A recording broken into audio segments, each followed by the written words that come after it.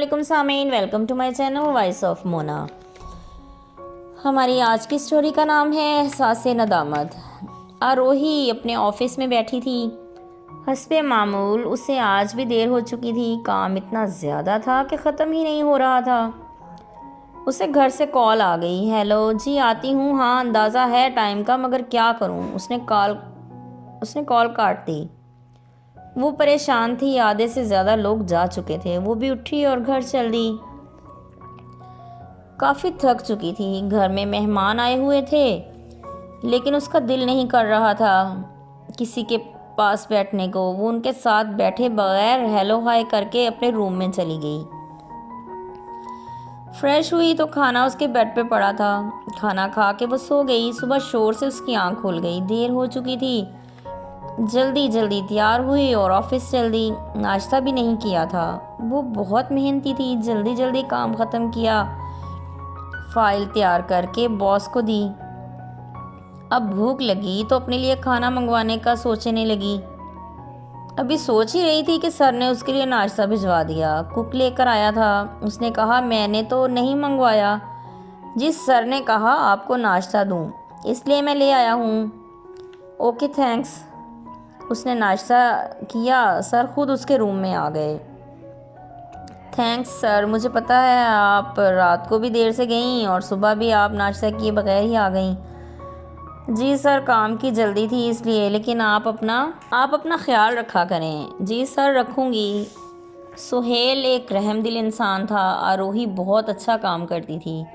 उससे किसी को शिकायत नहीं थी। आरोही आज जल्दी जा रही थी। उसने सुहेल को बता दिया उसे शॉपिंग के लिए जाना था। वो करीबी मॉल में चल दी। गाड़ी पार्क करके वो अंदर जाने लगी तो उसे किसी ने आवाज़ दी। उसने मुड़कर देखा तो उसकी दोस्त महर थी। वो इकट्ठी यूनिवर्सिटी में पढ़ती थीं। वो से मिली और दोनों अंदर चल दी। आरोही को अपने लिए कपड़े लेने थे। दोनों ने अपनी अपनी शॉपिंग की और बातें भी। दोनों ने कॉफ़ी पी और फिर वापस चल दी। आरोही घर पहुंची तो मेहमान अभी तक गए नहीं थे। उससे उन्हें देखकर गुस्सा आ गया। वो उसकी छोटी खाला की फैमिली थी। उसने किसी से बात नहीं की और अपने कमरे में चल दी। माँ ने आकर कहा, बहुत बुरी बात है, तुमने किसी से बात भी नहीं की। उन्हें भी शर्म आनी चाहिए। वो तो जाने का नाम ही नहीं ले रहे।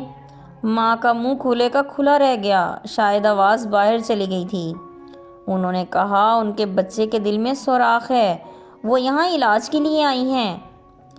फिर वो लोग चले गए। आरोही को उस वक़्त तो एहसास नहीं हुआ। फिर पता चला कि उनके बच्चे का इंतकाल हो गया। आरोही की माँ ने आरोही से बात करना बंद कर दी। आरोही के भाई ने कहा, तुम बग़ैर सोचे समझे बोल देती हो। वो माँ की बहन थी और तकलीफ़ में थी। उन्हें याद रहेगा, ये बात वो कभी नहीं भूलेंगी। और ये घर सबका है। अब आरोही को नदामत का एहसास हो रहा था। उसने अपनी थकन में काफ़ी लोगों का दिल दुखा दिया था। उसने माँ से माफ़ी मांगी तो वो रो दी। उसका बच्चा बीमार था। वो यहाँ से रोते हुए गई है। तुमने अच्छा नहीं किया। मुझे अपनी गलती का एहसास हो गया है। अब कुछ नहीं हो सकता। गया वक्त हाथ नहीं आता। आरोही को दुख था, लेकिन उसकी मसरूफियत की वजह से वो सबसे दूर हो चुकी थी। सिर्फ काम की धुन वो मगरूर मशहूर हो चुकी थी। अब वो सबको वक़्त देती थी, सबका ख्याल करती। वो खाला के घर भी गई, उनसे माफ़ी मांगी और बताया कि अनजाने में मुझसे गलती हो गई।